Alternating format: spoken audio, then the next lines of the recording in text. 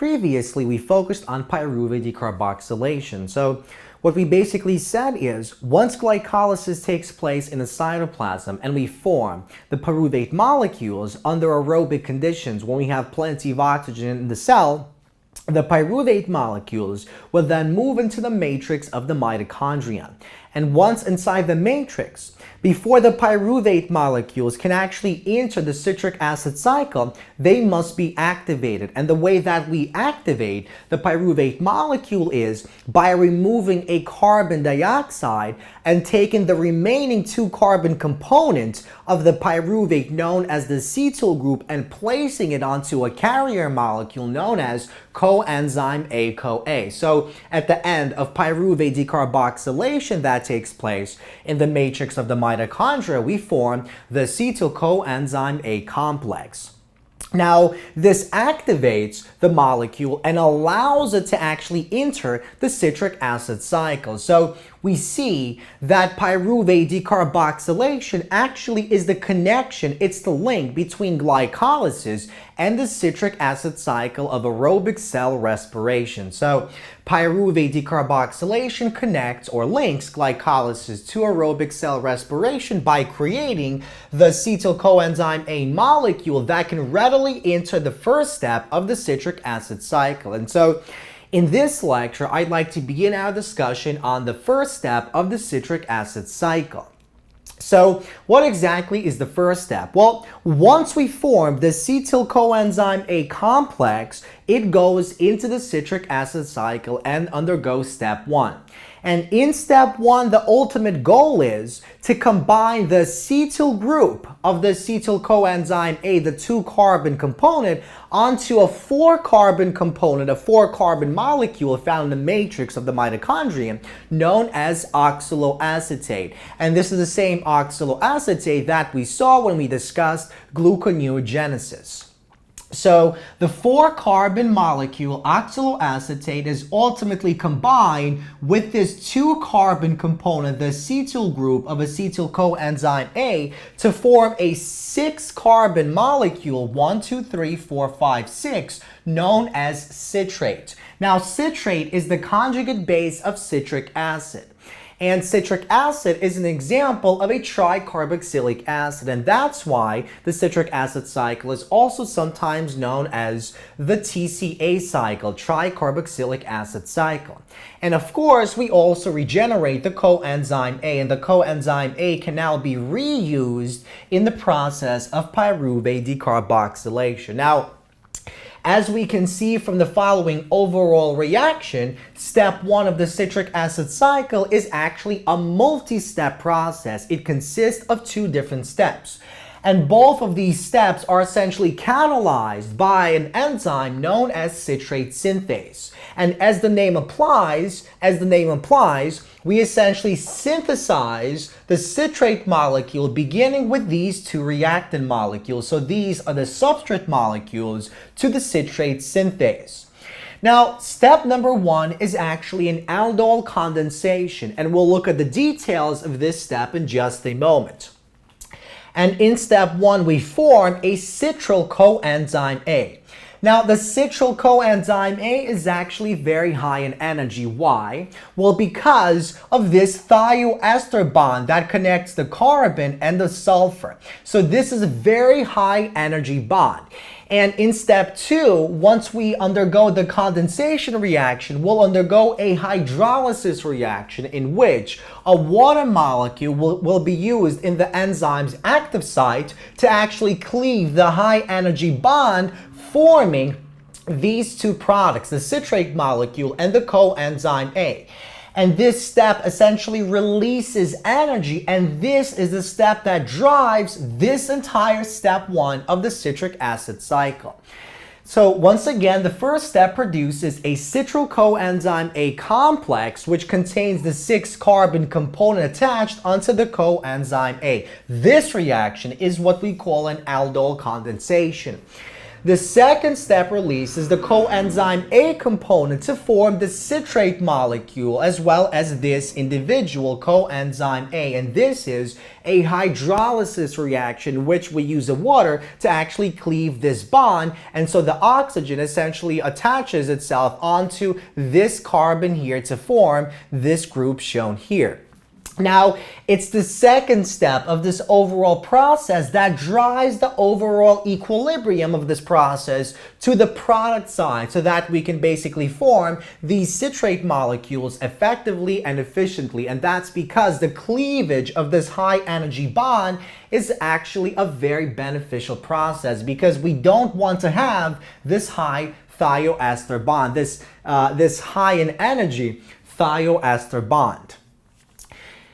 So in this lecture, I'd like to focus on step 1, or actually the first process of step 1. So the aldol condensation reaction, because this step is much more complicated than the simple hydrolysis step. So before we look at the reaction mechanism, what actually takes place in the active site of the enzyme, let's discuss briefly this citrate synthase enzyme. So citrate synthase, the enzyme that catalyzes step 1 of the citric acid cycle, is actually a dimer enzyme. It consists of 2 identical subunits.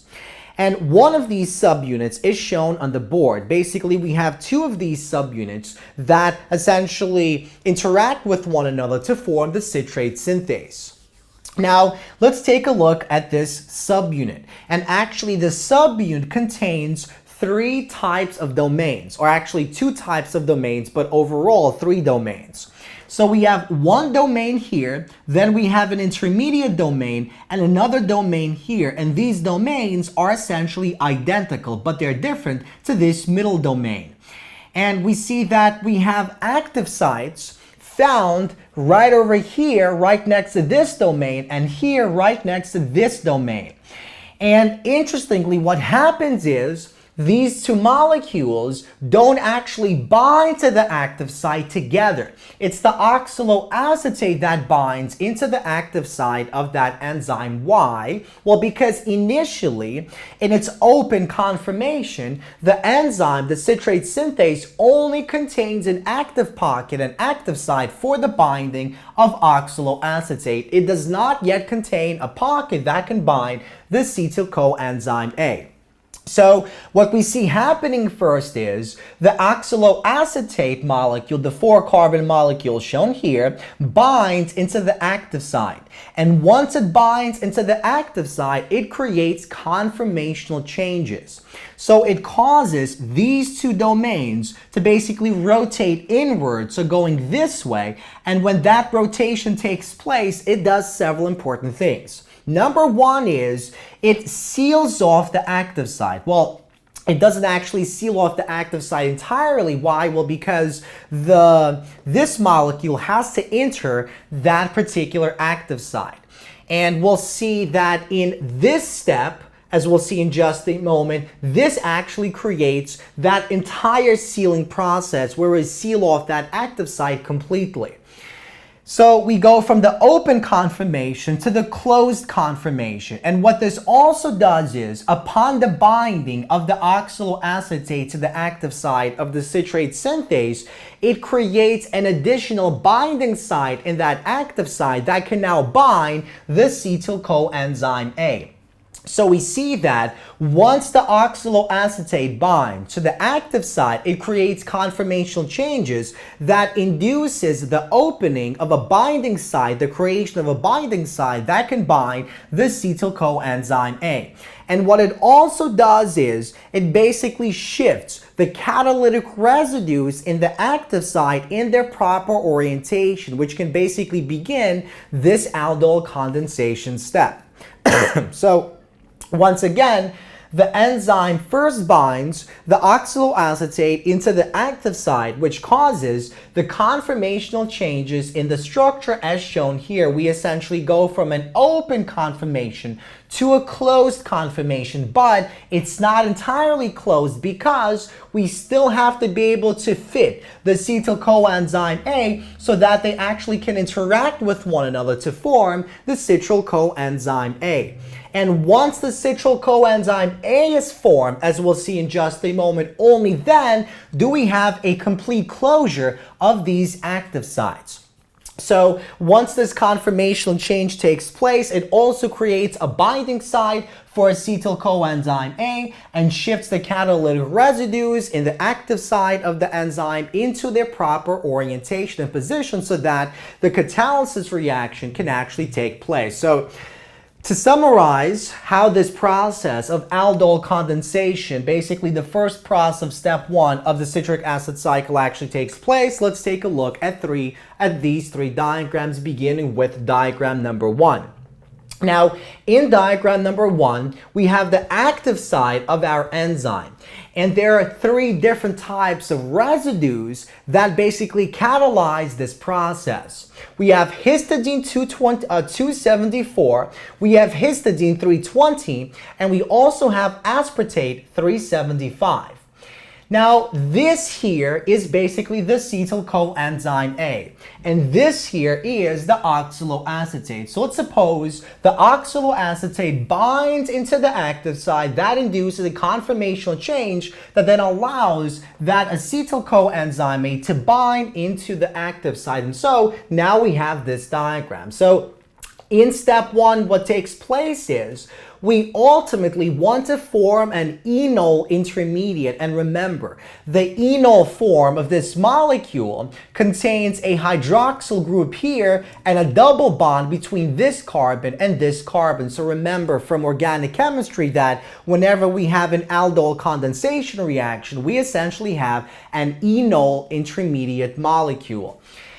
And so to essentially stimulate the formation of this enol molecule that will act as a nucleophile that will help form the citryl coenzyme A, we see that these enzymes, or I should say these catalytic residues of the enzyme, actually help with this process. So histidine 274 uses the hydrogen ion attached onto this nitrogen. It donates that H ion onto the oxygen of this carbonyl group shown here.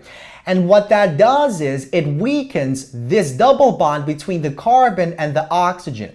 At the same time, aspartate 375 basically acts as a base and it takes away the H ion from the methyl group shown here. And by taking away the H ion, it allows this sigma bond to basically go on and form a pi bond, displacing these 2 electrons, allowing those 2 electrons to take that H ion.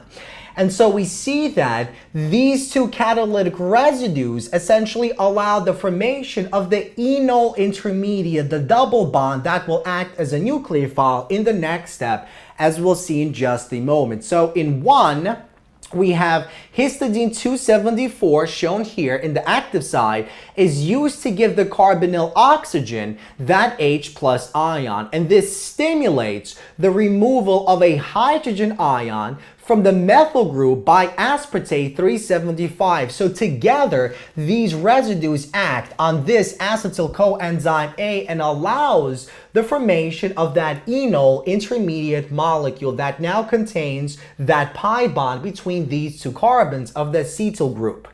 Now, let's move on to 4 and 5.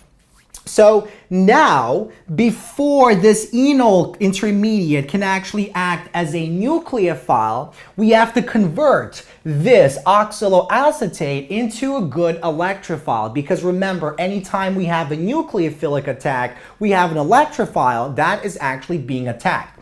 Now, in this form here, the oxaloacetate is not a good enough electrophile. And so what happens is, now we have histidine 320 that donates its H ion onto this oxygen of the carbonyl group of the oxaloacetate. And this basically weakens the pi bond. It forms a carbocation intermediate, and that converts this poor electrophile into a much better electrophile. And so now, because this is a very good electrophile, this pi bond of this enol can act as a nucleophile and attack the carbon nucleophilically to form that connection between this acetyl group and this citrate molecule. And so in the next step, we are able to actually form that citral coenzyme A.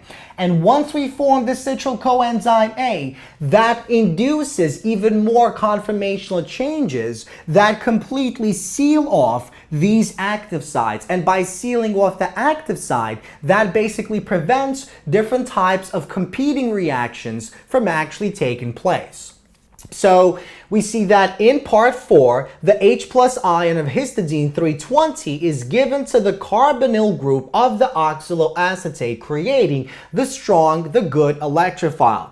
Next, the pi bond of the enol can act as a nucleophile, attacking the carbon of this oxaloacetate, forming that intermediate, that citral coenzyme A. And once the citral coenzyme A is actually formed, that induces even more conformational change that essentially closes off and seals off the active sites of the enzyme completely. And so now we have this microenvironment within the active site of the enzyme that basically means all different types of substrate molecules are found in close proximity, and they're found in the proper orientation, and that means this reaction basically can continue onwards. And so once we form the citral coenzyme A intermediate, the